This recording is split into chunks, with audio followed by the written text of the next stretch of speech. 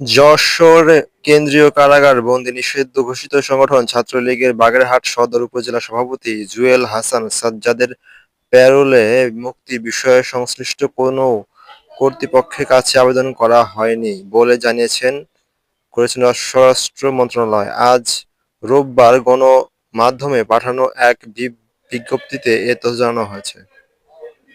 ২ নম্বর, চট্টগ্রামের সীতাকুণ্ড উপজেলায় অপরাধীদের আস্তানা হিসেবে পরিচিত জঙ্গল সিলিমপুর র্যাব কর্মকর্তা হত্যা মামলায় পলাতক আরেক আসামিকে গ্রেফতার করা হয়েছে। গতকাল শনিবার দিবাগত রাতে আড়াইটার দিকে কক্সবাজারের সুগন্ধা পয়েন্ট এলাকা থেকে র্যাব সদস্যরা তাকে গ্রেফতার করেন।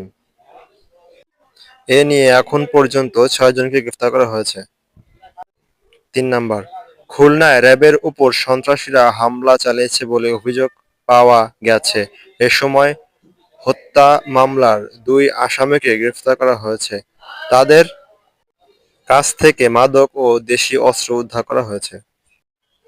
শনিবার রাত ১০টার দিকে রূপসা উপজেলার আড়াইশগাছি ইউনিয়নে আলোচিত ২ খুনের আসামি গ্রেফতার করতে গেছে এই হামলার ঘটনা ঘটে।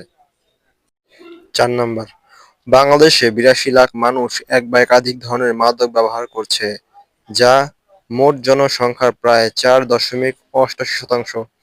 মাদক ব্যবহারকারীদের বড় একটি অংশ তরুণ, আর উল্লেখ সংখ্যক মানুষ ১৮ বছর বয়সের আগেই প্রথম মাদক গ্রহণ শুরু করে।